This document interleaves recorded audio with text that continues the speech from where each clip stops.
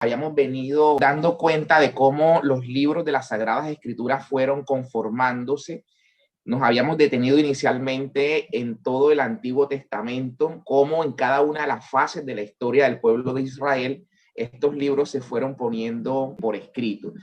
Y finalmente dedicamos los últimos minutos de la penúltima clase a ver cómo fueron apareciendo los textos apostólicos, ¿no? Los textos del Nuevo Testamento, incluidos los evangelios. Hablábamos de las cartas del apóstol San Pablo en la época en que estas cartas fueron viendo la luz, y también cómo los evangelios fueron presentándose. Decíamos que tenemos el testimonio de Papías de Hierápolis cerca del año 120, 130 después de Cristo, que nos habla de cómo el Evangelio de San Marcos había sido puesto por escrito en Roma, que habría sido el primer evangelio que conocemos, que mientras Pedro predicaba en Roma, estas prédicas de San Pedro y lo que San Pedro iba enseñando había sido Marcos quien lo había puesto por escrito. Este Marcos del que hablamos es el mismo Juan Marcos del que habla San Pablo, ¿no? El mismo discípulo que apoya a Pablo en una de sus misiones, que en algún momento tienen como una especie de distanciamiento. Es el mismo que está sirviendo también a San Pedro. Por eso fíjense cómo algunos se oponen al hecho de que San Pedro estuvo en Roma. Y sin embargo vemos que no solamente los testimonios como el de Tertuliano y otros testimonios, el mismo Irineo de Lyon en el 180 nos habla de la presencia de San Pedro en Roma y del martirio de Pedro en Roma, ¿no? Junto al martirio de San Pablo en épocas de Nerón. Recordemos que Nerón, cerca del año 64, 65, que tiene lugar el incendio de Roma, culpa a los cristianos de este incendio, se ensaña contra los cristianos. Recordemos, muchos de nuestros hermanos fueron incluso quemados vivos como antorchas para iluminar a la ciudad de Roma. Entonces decía que Nerón en Roma decapita al apóstol San Pablo, que tenía ciudadanía romana, y por eso su muerte, si se puede decir de una manera, ¿no? Como algunos dicen, que tenía derecho a una muerte, a una ejecución un poco más digna. Si esa es la palabra, no hay una ejecución que uno pueda llamar digna, pero ante el suplicio de la cruz que estaba prevista para los ciudadanos que no eran romanos, que eran fuera de la ciudadanía romana. Entonces a estos les aplicaban la crucifixión. Por eso vemos a Jesús que en épocas de Tiberio, César el emperador, es crucificado. Entonces, en épocas de Nerón, San Pedro es crucificado. Él dice que no quiere morir como su maestro, que no acepta morir como su maestro, y muere crucificado boca abajo, año 66 aproximadamente. Y para esa misma época, el apóstol San Pablo, a quien se decapita, por esto que, repito, tenía ciudadanía romana. Entonces, en una de sus cartas, San Pedro, él hace referencia a que lo acompaña su hijo Marcos, que Marcos se encuentra con él. Y San Pedro, mientras cuenta esto, dice que él se encuentra en Babilonia, ¿no? En Babilonia. Recordemos que ya Babilonia, para la época, esa gran ciudad había sido destruida, y sin duda los historiadores han coincidido en que San Pedro, cuando utiliza la expresión Babilonia, está haciendo referencia a Roma, ¿no? Como los primeros cristianos llamaban a Roma por la cantidad de prácticas paganas que tenían lugar en el imperio. Entonces era llamada por los cristianos Babilonia. Entonces Pedro está hablando allí de Babilonia, como dice, pero seguramente refiriéndose a Roma. Y esto lo constata el hecho de que San Pablo, que habla también de que está preso en Roma, detenido, pero que le sirve y le acompaña, también habla de Marcos. O sea, para la fecha en la que Pedro escribe su carta diciendo que está en Babilonia, y San Pablo también escribe una de sus cartas, y ambos hacen referencia a San Marcos, esto quiere decir que Marcos estaba en Roma, digamos, para la época. Esto lo estoy contando porque Papías de Hierápolis nos narra que Pedro llega a Roma precisamente detrás de este personaje que aparece en Hechos de los Apóstoles, Simón el Mago. Recordemos que Roma era, digamos, el centro del mundo, ¿no? En la época, el centro del mundo, de tal manera que quien quería hacer conocida una doctrina, una religión. El punto de convergencia era precisamente Roma. Cuando el Señor le dice a sus apóstoles, vayan hasta los confines de la tierra, hasta los confines del mundo, digamos que esos confines pueden ser entendidos como llegar a Roma, ¿no? Llegar a Roma, al confín. Y podría uno decir el corazón, ¿no? El corazón. Entonces, Papías de Hierápolis nos da el testimonio, y esto lo constata ya en el siglo IV Eusebio de Cesarea, es que nos narra esta, digamos, versión de Papías muy cercana a la ocurrencia de los hechos, en la que se nos cuenta que San Pedro había viajado hasta Roma con el ánimo de frenar la herejía de Simón el Mago, este que aparece allá en Hechos de los Apóstoles cuando él ve que sobre los apóstoles imponen las manos, y de aquellos a los que las manos les son impuestas se les transfiere el Espíritu Santo. Este Simón ofrece incluso dinero, pregunta que cuánto él puede ofrecer para que también a él se le dé ese poder, ¿no? De imponer las manos y transmitir el Espíritu Santo. De ahí viene, de hecho, la palabra simonía, ¿no? Cuando uno trata de comercializar con lo sagrado. De allí, de esta escena de Simón el Mago. Entonces, este Simón, el testimonio que tenemos en la historia, puntualmente Papías de Hierápolis, es que él llega a Roma a esparcir sus herejías, y Pedro llega a contenerlo, ¿no? Y a debatir con él, a tratar de ponerle freno a esta herejía de Simón el Mago. Y estando entonces Pedro allá en Roma, es cuando Marcos, oyendo esa predicación, tiempo después, todo eso que puso por escrito y el tiempo que estuvo Marcos acompañando a San Pedro, es que ve la luz el evangelio presentado por San Marcos, ¿no? Muchos eruditos llegan a coincidir que hay una especie de fuente de donde los evangelistas bebieron, ellos le llaman la fuente Q, de allí los evangelistas habrían partido para poner ellos por escrito su redacción del evangelio, ¿no? Y es la razón por la que vemos coincidente el evangelio, no solo de Marcos, sino también el de Mateo y el de Lucas, que es lo que nosotros hemos llamado evangelios sinópticos, porque estos evangelios tienen de una u otra manera una estructura completamente coincidente. De hecho, Lucas nos da un poquito el testimonio de esto, porque cuando Lucas escribe, si uno revisa los primeros versículos del Evangelio de San Lucas dice que se está dando a la tarea de poner por escrito aquello que él ha recibido, que él ha investigado diligentemente los hechos y que ha interrogado, que ha hablado con testigos que han sido justamente testigos, y eso es la palabra testimonio, ¿no? El que ha visto algo, él no está entrevistando ni poniendo por escrito lo que algunos han oído, sino lo que algunos han presenciado.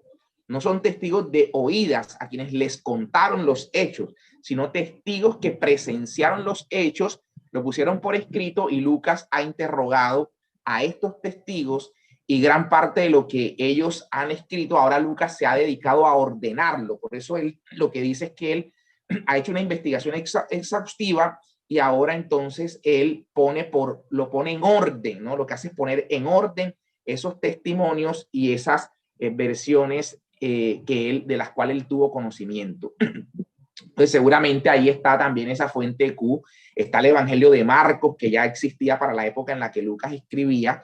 Recordemos que a Lucas le atribuimos también el libro de los Hechos de los Apóstoles, y lo atribuimos porque él, la manera como lo redacta y la persona a la quien él se refiere, diciéndole que ya escribió y puso por escrito los hechos de Jesucristo, su predicación hasta la ascensión, dice él, y ahora va a poner por escrito desde ese momento, desde la ascensión en adelante, ¿no? Hasta la época en la que se encontraban y cómo la iglesia fue expandiéndose, y cómo esa noticia del evangelio por parte de los apóstoles fue propagándose a lo largo del mundo. Entonces esa es la tarea de Lucas. Y bueno, y también tenemos el evangelio de Mateo, como decíamos, que es escrito, algunos dicen que hubo una versión inicial de Mateo en hebreo, sin embargo no tenemos evidencia cierta de ello. Lo que sí está claro, pues las versiones que tenemos de todos los libros del Nuevo Testamento es en griego.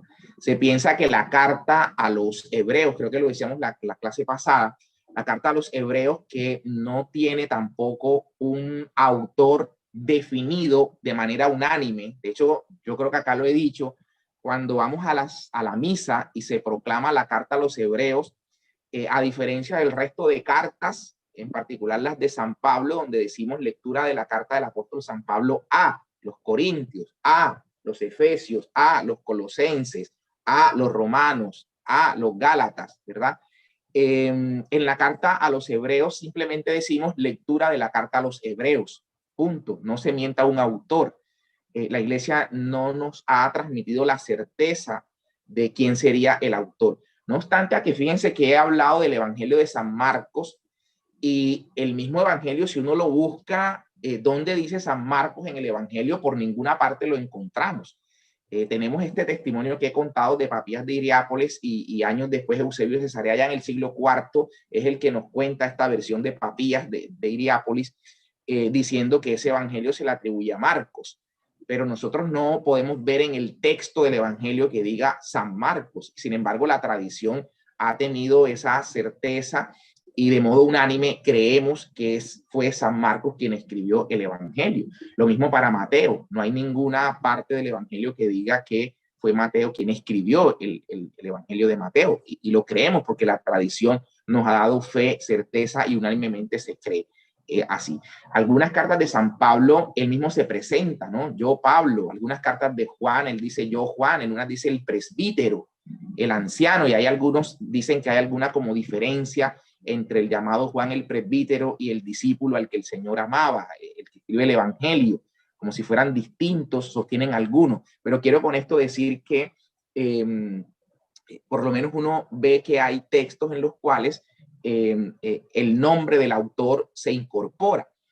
Y esta es la razón, que es lo que vamos a contar a continuación, esta es la razón por la que algunos textos también intentaron colarse dentro de los textos canónicos en los primeros siglos, ¿verdad? Poniendo el nombre de un discípulo, la carta de Bernabé.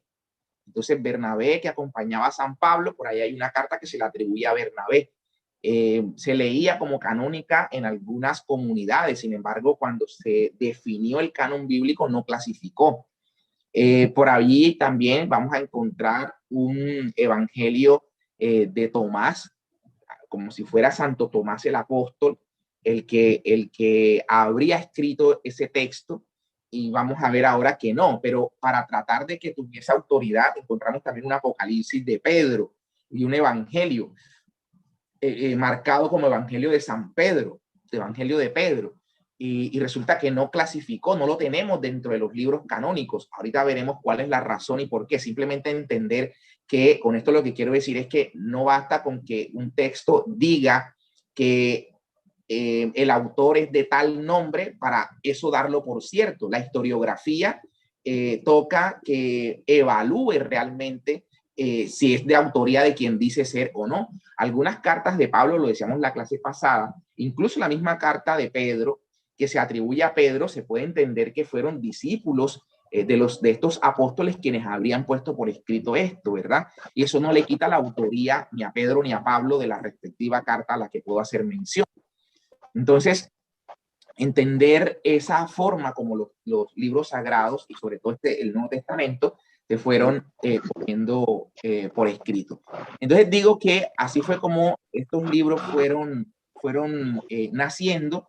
Tenemos también, como decía, el Evangelio de Juan, que surge del llamado círculo joánico, es decir, estos discípulos de Juan, que entendemos que Juan estuvo viviendo en una época en Éfeso, y de ahí entonces uno entendería que ese círculo, ahí tenemos nosotros a padres apostólicos como Policarpo de Esmirna. Policarpo de Esmirna tiene unas cartas que se cruza con Ignacio de Antioquía. Ignacio de Antioquía muere en el año 107, ¿no? Es el primero que llama católica a la iglesia, o digo el primero que por escrito referencia a la iglesia con ese nombre, ¿no? La iglesia católica. Entonces hay unas cartas cruzadas entre Ignacio de Antioquía, año 107, y Policarpo de Esmirna. Y allí se referencia que este Policarpo era discípulo del apóstol Juan. También da testimonio de ello Irineo de Lyon en su libro Contra los herejes en el año 180. Nos habla de este Policarpo de Esmirna, que habría sido discípulo de Juan, ¿verdad? De Juan. Entonces, importante por eso estos textos y estas cartas que encontramos muy cercano a la era apostólica, pues van a jugar un papel fundamental en el crecimiento de la iglesia, en la conformación y consolidación de la doctrina en la iglesia. Y bueno, y toca a la iglesia hacer el discernimiento para validar estas cartas, aceptarlas como canónicas o no, y ese sería el punto siguiente. Pero aquí quería hacer una anotación cuando hablo del Evangelio de San Juan, ¿no? Cuando este círculo de Juan habría puesto por escrito el llamado Evangelio de San Juan. Vemos ahí, por ejemplo, al final, que hay un pasaje un poco extraño y algunos sostienen que esto podría ser un añadido del Evangelio ya con posterioridad, que los discípulos de Juan habrían incorporado, porque se había corrido la versión o la idea de que Juan no moriría, de que el Señor vendría y encontraría a Juan con vida, ¿no? Ese rumor circulaba entre las primeras comunidades y por eso vemos esa parte, ese texto así casi que explícito en la parte final del Evangelio. Cuando Juan en su Evangelio, reconociendo la primacía de San Pedro, y esto fue importante para que los escritos de San Pablo pudieran tener aceptación en las comunidades cristianas, para que el Evangelio de San Juan pudiera tener aceptación en las comunidades cristianas, fue importante la unidad del cristianismo, ¿no? La unidad entre los cristianos, la unidad entre los apóstoles, y no que cada quien hiciera lo suyo por su cuenta, por su lado. Era importante esta unidad.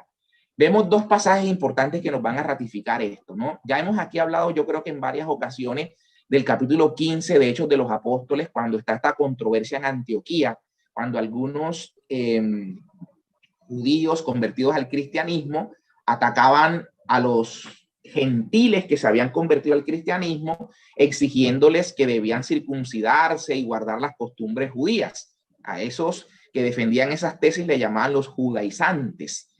Entonces, San Pablo se opone a ello y ese conflicto que se dio allí se llevó hasta Jerusalén, al llamado Concilio de Jerusalén, y ahí entonces se dirimió esa controversia y los cristianos al unísono, ¿no? Digamos así, a una sola voz, asistidos por el Espíritu Santo, determinaron cuál era la doctrina ortodoxa, verdadera. Entonces, esas cartas que de ahí surgieron se fueron repartiendo en todas las comunidades para guardar siempre la unidad entre los cristianos. Vemos entonces a San Juan que en el capítulo 17 del Evangelio hace una defensa pero feroz respecto de la unidad entre los cristianos. Aquí tenemos lo que llamamos nosotros la llamada oración sacerdotal de Jesús. ¿Por qué la llamamos la oración sacerdotal? Porque es el modelo de la oración de los sacerdotes en el templo. Sobre todo los sacerdotes o el sumo sacerdote, cuando ofrecía el sacrificio, el día de Yom Kippur o el día de la expiación, una vez al año, el sumo sacerdote entraba al Santa Santorum, no al Santo de los Santos, el lugar donde estaba el arca de la alianza. El arca, pues ya desde el 587 antes de Cristo se había perdido. Recordemos que Jeremías la oculta y desde entonces no se sabe el paradero, pero digamos al sitio donde estaba el arca de la alianza después del templo que se reconstruye a la avenida del exilio en Babilonia. Y viene toda esta reconstrucción de la que hemos hablado en algún momento, que tiene lugar con Nehemías, con Esdras. Aquí actúa el trito Isaías, el tercer Isaías. Y bueno, se reconstruye el templo, ¿verdad? Y en ese templo, en ese segundo templo, pues se ofrecen estos sacrificios de los que estoy hablando. El sumo sacerdote entraba a este lugar santísimo y allí el primero ofrecía expiación, sacrificio por sí mismo, por el mismo sumo sacerdote, sacrificio por él. Luego lo ofrecía el sacrificio por la casta sacerdotal, ¿no? Por los demás sacerdotes. Y finalmente, sacrificio por el pueblo. Jesús en su oración llamada así, oración sacerdotal, en el capítulo 17, fíjense que empieza orando, Padre, glorifícame con aquella gloria que tenía antes que todo fuera creado, ¿no? Ese glorifícame, esa oración por él mismo, simboliza la oración del sumo sacerdote cuando hacía el sacrificio por sí mismo. Y luego el Señor va a decir que ora por lo que el Padre les encomendó, los apóstoles, ¿no? O sea, la casta sacerdotal. Empieza a orar por ellos y le dice, Padre, para que sean uno, como tú y yo somos uno, que ellos también sean uno. Empieza a orar por la unidad de los apóstoles. Y finalmente el Señor Jesús ora por el pueblo, ¿no? Diciendo, Padre, no te pido solo por ellos, sino que también te pido por los que por la palabra de ellos van a creer. O sea, hasta por nosotros el Señor estuvo orando en esa oración sacerdotal, ¿no? Los que íbamos a creer por la predicación apostólica. Entonces, esa secuencia que lleva Jesús en esa oración, orando por sí mismo, orando por sus apóstoles y orando por todo el pueblo, repito, la secuencia que el sumo sacerdote hacía en su sacrificio. Expiaba por él, expiaba por la casta sacerdotal y expiaba por el pueblo finalmente. Por eso le llamamos la oración sacerdotal. Entonces Juan, en su evangelio, hace énfasis en la unidad, ¿no? En la unidad. Entonces, esa unidad era importante. Entonces, Juan habla en el capítulo 17 allí de la unidad y por allá por el capítulo 21 va a hablar de cómo el Señor encomienda su iglesia en la persona de Pedro, ¿no? Apacienta mis ovejas, apacienta mis corderos, apacienta mis ovejas. Entonces, Juan, en su evangelio, que es consciente de la unidad, sabe que llegaría a las comunidades que leerían su evangelio, leerían sus cartas, escucharían su predicación, en la medida en que él sea conectado con el apóstol San Pedro. Y en la medida en que se entienda que él reconoce esa primacía de San Pedro, el primado de Pedro. Entonces, Juan pone en su evangelio la encomienda de Jesús, de su iglesia, en la persona del apóstol Pedro, en el capítulo 21. Pero allí mismo, a renglón seguido, San Juan va a hablar de que Pedro le dice al Señor, cuando el Señor le ha encomendado la iglesia, Pedro le dice al Señor, Señor, ¿y este qué? ¿No? Le dice a Juan, refiriéndose a Juan, Señor, ¿y este qué? Entonces Juan pone en boca de Jesús que Jesús le responde, bueno, Pedro, y si yo quiero que este a mi regreso esté vivo, ¿a ti qué? Tú sígueme, ¿no? Entonces, esas palabras son importantes porque denotan que Juan, que ha reconocido la primacía de Pedro en cuanto a la iglesia, está poniendo también el hecho de que este qué, ¿no? A este qué, y el Señor le dice, bueno, Pedro, a ti, quien dice lo que él haga, a ti no te importe, ¿no? Tú más bien sígueme. Entonces, Juan lo que está mostrando es que cuando él predicara, nadie requiriese luego la refrendación de Pedro de su prédica, o si escribió una de sus cartas, esas cartas tuviesen que ser refrendadas por Pedro, ¿no? Porque de ese parte, digamos, del a ti que con él, Pedro, lo que está dejando es la libertad también apostólica que tenía Juan para su prédica, ¿no? Entonces, por eso todas las comunidades y digamos que si nosotros nos enfocamos en cómo se fue desarrollando el cristianismo al comienzo, nosotros podríamos decir que habían tres grandes vertientes, ¿no? Una era la de Juan, ese círculo juánico, sus discípulos, allá por donde Juan empieza su prédica en Éfeso.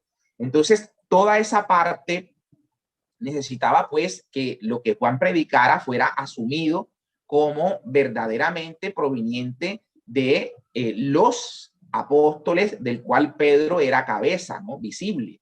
Entonces, Juan, digamos que se encarga en su redacción de abrirse paso a, si bien reconociendo el primado de San Pedro, pues él también tenga la opción de caminar con libertad dentro de sus comunidades, ¿no? Dentro de las comunidades que le iba formando. Y así también vemos lo que pasa con San Pablo. San Pablo, que fue prominente y prolífero en sus cartas, en las cartas que escribe, él también reconoce la primacía de San Pedro, y no solo la de Pedro. Él habla de que él viaja para conocer a las columnas, a los que eran tenidos por columna de la iglesia. ¿Y quiénes eran esas columnas de la iglesia? Dice Santiago en Jerusalén, Cefas, como siempre lo llamo, mírense que la sola manera como Pablo llama a Pedro, a Simón, se ocupa de llamarlo con la palabra con la que Cristo lo bautizó, digámosle así, ¿no? Kefas, que era en arameo, lo que hace Pablo es transliterar, no traduce, él no traduce Pedro, ¿no? Lo translitera al griego y por eso habla de Cefas y siempre se refiere ahí como Cefas, ¿no? Como la piedra de la iglesia, la piedra que el Señor puso. Entonces lo pone en el centro. Le pone a que está Santiago, está Cefas, Pedro y está Juan, que son tenidos como columnas, dice Pablo. Y Pablo dice que los va a ver a ellos. Y algo importante, Pablo va a exponerles su doctrina. Y me gusta lo que San Pablo dice, porque él dice, fui a exponerles mi doctrina para ver si lo que yo estaba predicando no lo estaba predicando en balde, ¿no? Entonces, eso es importante entenderlo. O sea, Pablo entendía que pues, él no vivió con Jesús, él no estuvo allí como los otros discípulos siendo instruidos por Cristo mismo, ¿verdad? Entonces, Pablo entiende que era necesaria esa refrendación de los apóstoles, los que eran tenidos como columnas, y por eso va a encontrarse con ellos. Y ellos lo que le recomiendan, dice San Pablo, que ellos lo único que le recomendaron fue que no se olvidara de los pobres. Y dice, y así lo he tratado de hacer hasta hoy, he cumplido con eso. O sea, me han dejado en libertad de predicar, así como el Señor instituyó a Pedro. Esto a Pablo no le quitó que cuando vio una conducta de San Pedro que no era correcta, eso no le quitó a San Pablo el encarar a Pedro y hacerle ver el comportamiento inadecuado que estaba teniendo. San Pablo pues narra su versión, ¿no? Y él dice que San Pedro, cuando estaba comiendo con los gentiles que se habían convertido al cristianismo, pues era abierto y comía todo lo que había que comer, no se limitaba a lo que los judíos tenían por costumbre, ¿no? Era condescendiente con los gentiles. Pero cuando venían los discípulos de Santiago, que eran más rigoristas en cuanto al cumplimiento de las normas y sobre todo de las costumbres judías, entonces se dice que San Pedro, por no desagradar a estos, entonces se apartaba de los gentiles, ya no comía con los gentiles, sino que trataba de aplicar irrestrictamente también las costumbres judías. Entonces San Pablo le dice, bueno, estás haciendo una cosa y cuando los otros vienen haces otra. Eso no es correcto, estás teniendo una conducta. Fíjense que no está reprochando a Pedro por su doctrina, lo está reprochando por un tema de conducta. Por eso nosotros sabemos, el Papa se puede equivocar en temas concernientes a su comportamiento. Por ahí en una ocasión vimos que en una reacción el Papa le pegó un manotazo a una señora que lo jaló, ¿no? Lo jaló feo y casi lo tumba, pero la reacción del Papa como un ser humano normal fue que le pegó un manotazo a la señora, ¿verdad? Y bueno, y el Papa se confiesa, ¿no? Y se confiesa, ¿por qué? Porque sabe que se equivoca, porque sabe que peca, ¿verdad? Pero tenemos la garantía que cuando habla ex cátedra, no cuando habla en un avión o cuando dice una opinión que le preguntaron por allí, no, cuando el Papa habla con la intención de formular doctrina para confiar o confirmar a la iglesia en la verdad. Cuando lo hace de ese modo, sabemos que lo hace de manera infalible, ¿no? De manera infalible. Tenemos esa certeza. Entonces, algunos utilizan este texto cuando San Pablo hace esta recriminación a San Pedro para decir, ¿y cómo van a hablar de que el Papa ahora, dicen los católicos, que no se equivoca, que no es lo que nosotros decimos, ¿no? Mal utilizando este texto por un tema de conducta de San Pedro, que San Pablo hace esta anotación.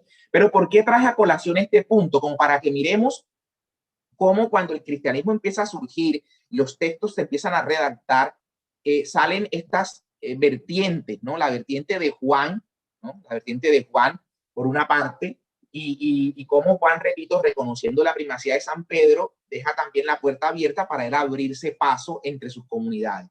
Y lo mismo entonces hace Pablo, si bien reconoce a Pedro como columna, ¿no? Como columna, y que él fue ante ellos y les presentó su prédica para que no fuera él a predicar en balde, le presentó su prédica para que ellos la avalaran y la avalaron, Entonces ahora también Pablo se presenta como con la puerta abierta para decir, pues ya yo me presenté ante ellos, así que yo lo que estoy predicando es palabra de Dios, ¿no? Porque ya tengo la refrendación y el aval de ellos.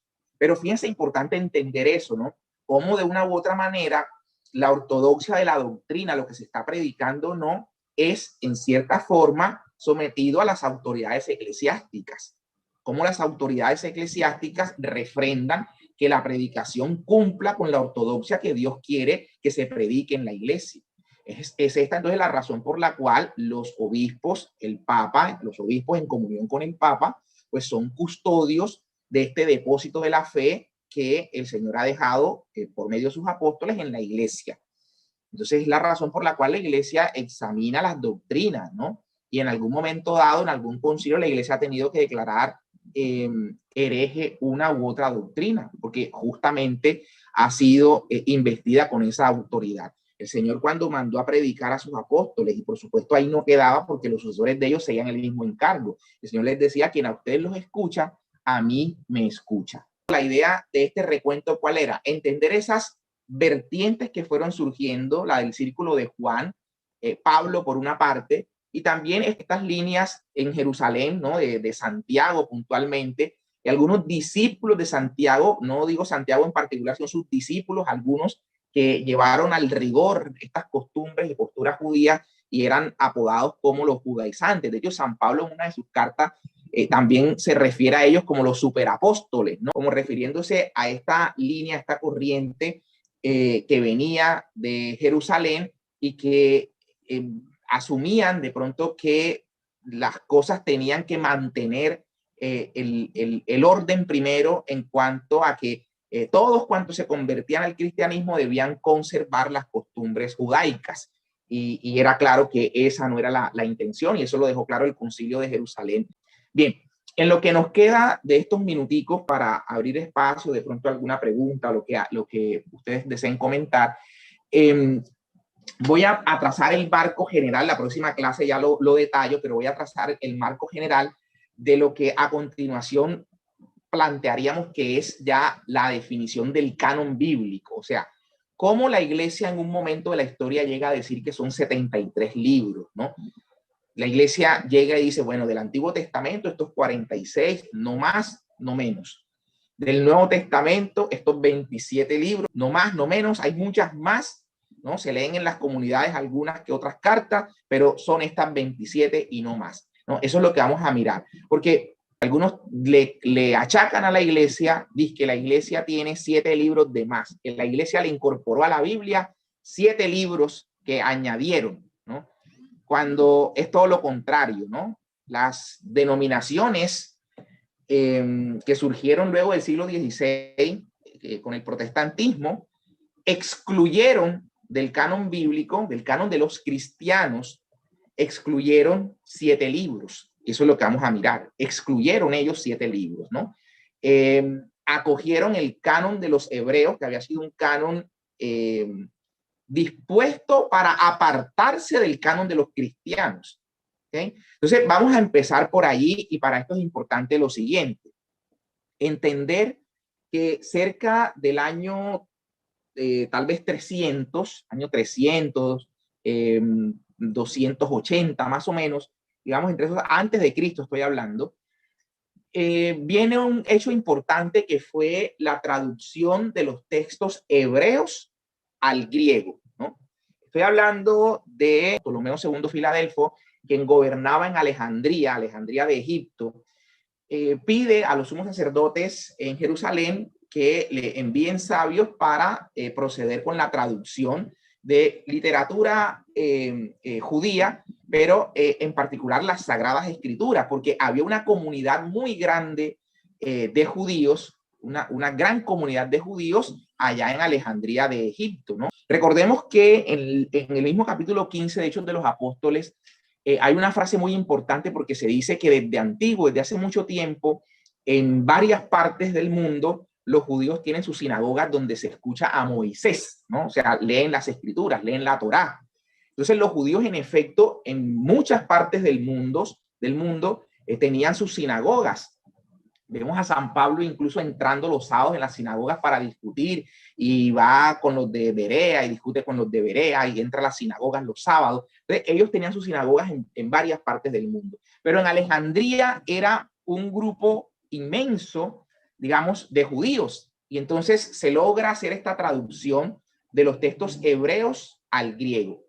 Esa traducción se conoce con el nombre de la Septuaginta, ¿no? O Biblia de los 70, porque la leyenda cuenta que fueron 70 ancianos quienes se dedicaron a hacer esta traducción, y que cada uno hizo una traducción por su parte y luego coincidieron, y el texto les quedó unánimemente coincidente. Digo leyenda porque, pues, haciendo estudios sobre el particular, pues se evidencia que fue una traducción que duró mucho tiempo y que finalmente vio la luz, ¿no? La Septuaginta. Esa es la versión que los cristianos van a utilizar. En eso tenemos que poner mucha atención. Entonces, existía en el mundo dos versiones de las Sagradas Escrituras, ¿no? La versión hebrea y la versión griega del texto bíblico. Ahora, cuando se traducen los textos que existían en la época de la que estoy hablando, año 300, año 250 antes de Cristo, todavía el canon bíblico no había sido cerrado. De hecho, aparecen otros escritos en griego, algunos. Otros se evidencian con un descubrimiento que tuvo lugar cerca de 1947 en las cuevas de Qumran, ¿no? Cerca al Mar Muerto. Hubo unos descubrimientos que evidencian que parte de textos que creíamos que el original había sido el griego, se evidencian que comunidades esenias lo tenían en hebreo, y que tal vez digamos, su lengua primitiva en la que se escribieron fue el hebreo, ¿no? Entonces, con esto lo que quiero señalar es que existieron estas dos versiones, ¿no? La versión hebrea de las escrituras y la versión griega de las escrituras. ¿Cuál utilizaban los cristianos, ¿no? Los cristianos utilizaban la versión griega. Recordemos que con el imperio de Alejandro Magno muere en el 323 antes de Cristo. Entonces, con la muerte de Alejandro Magno y la consolidación del imperio alejandrino, el idioma que se hablaba mayoritariamente era el griego. Cuando Jesús muere, ya no son los griegos los que están gobernando el mundo, ¿no? Ya son los romanos.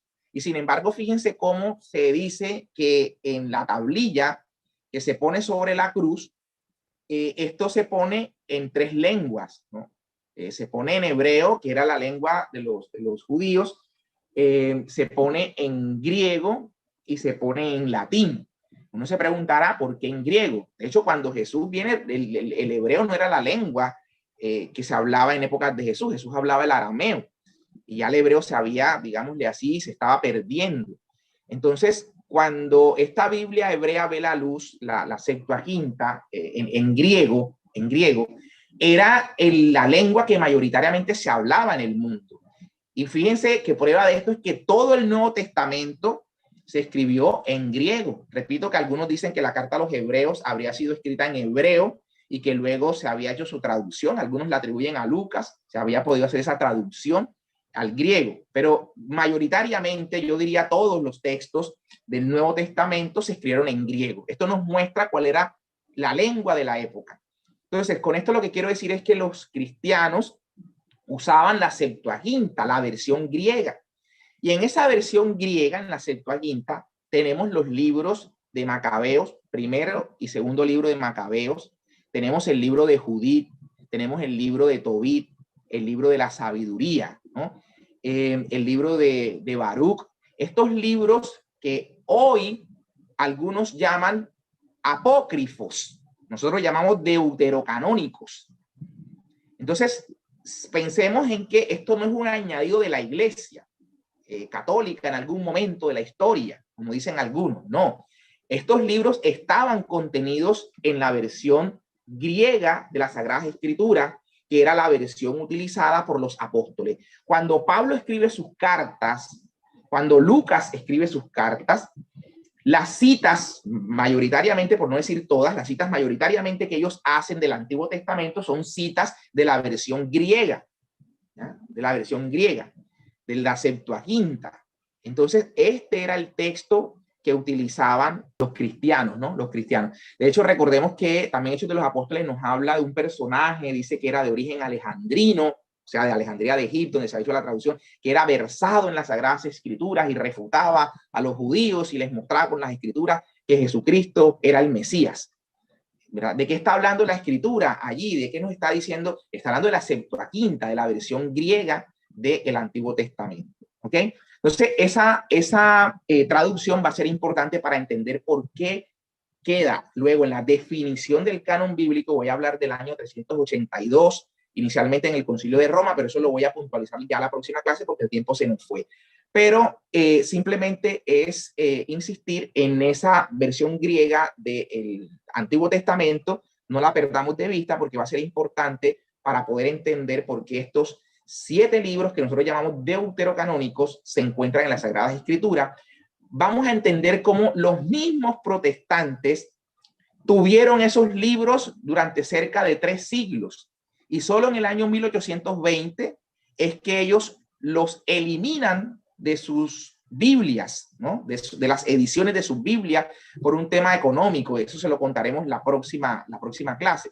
Pero cuando uno ve las primeras Biblias protestantes, como por ejemplo la Biblia de Reina, en el año 1586 vio la luz la Biblia de Reina, de Casiodoro de Reina, y luego en el año 1608 la Biblia de Cipriano de Varela, que es una revisión de esta anterior.